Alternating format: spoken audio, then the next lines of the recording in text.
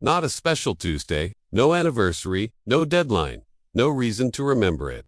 Just a Tuesday in November when you woke up at 7:43 a.m. and the first thing you did was check your phone out of habit, and there was nothing there. 12 notifications. 2 were from an app reminding you to drink water. 1 was a like on a photo you posted 4 days ago from someone you went to high school with and haven't spoken to since. You put the phone down. You lay there for a moment. The ceiling had a small crack in the corner that had been there since you moved in. You'd meant to ask the landlord about it. You never did. Got out of bed reluctantly. Brushed your teeth, washed your face, and stared at your reflection in the mirror for a few seconds. You got up. You made coffee with the machine that always needed to tries to start.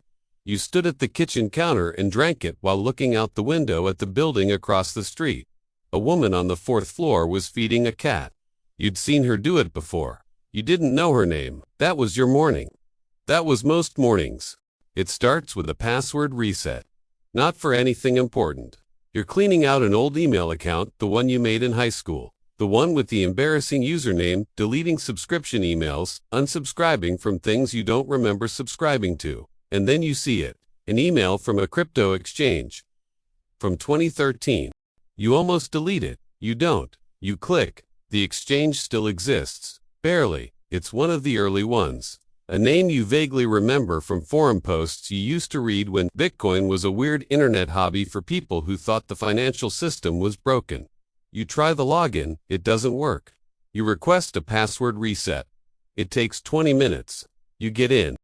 Page loads. You stare at the number on the screen for a long time. Not because you don't understand it, because you understand it perfectly, and your brain is refusing to accept that it's real. 1,000 Bitcoin. At current prices, that's somewhere north of $90 million. $90 million. Sitting in an account you forgot existed. In an email folder you almost didn't open. You close the laptop. You open it again immediately. The number is still there. Here's what you expect to feel. Joy.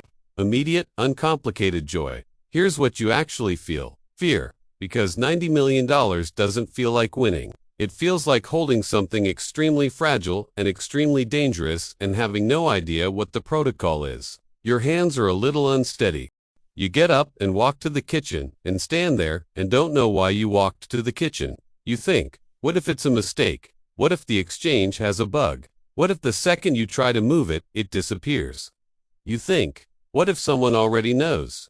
What if the account was compromised years ago and there's some 2013-era hacker who also knows the password and is watching the wallet right now? You Google what to do if you find a lot of Bitcoin. The results are not helpful. You Google how to secure crypto wallet. You go down a rabbit hole for 40 minutes about cold storage and seed phrases and hardware wallets, and you understand about 30% of it.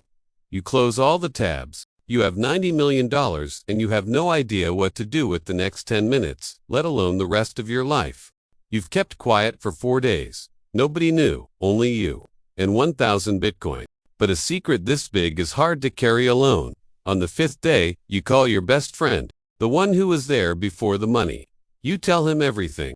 At first, silence. Then one question. Are you serious? Yes. He laughs, then grows quiet. You hear something new in his voice. That evening, you go out for dinner. You talk about life, about the future. When the bill arrives, you pay for both. For you, it's nothing. For him, it isn't. After money, people look at you differently. Soon, your secret won't be a secret anymore. A few weeks pass. You finally decide to cash out a small portion of the Bitcoin, not millions, just enough to see if it's real. The transaction is sent. Now, all you can do is wait. These few minutes feel longer than an entire day.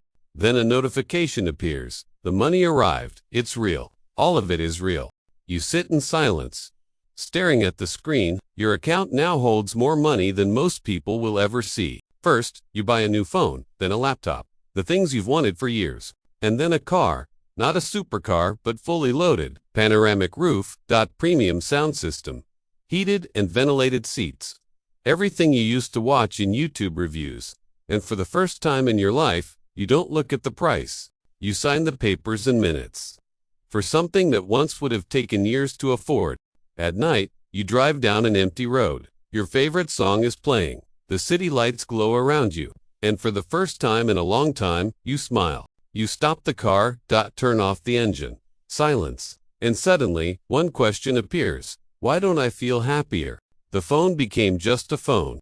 The laptop became just a laptop. The car became just a car. And then you realize, money buys things. But not always happiness. But the real problems didn't come from the money. They came from the people who learned about it. A few more weeks pass. For the first time in your life, you travel without worrying about money. Thailand.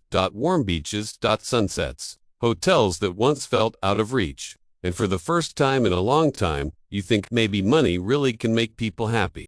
You walk through Bangkok at night. Try new food. Look out at the ocean, and for a moment, life feels exactly as you've always imagined it. On your last evening in Thailand, you sit by the ocean, watching the sunset. Your phone is full of photos, luxury hotels, beautiful views. New experiences. You post one last story on Instagram, and for the first time, you notice something strange. The photos are full of luxury, but almost none of them have people.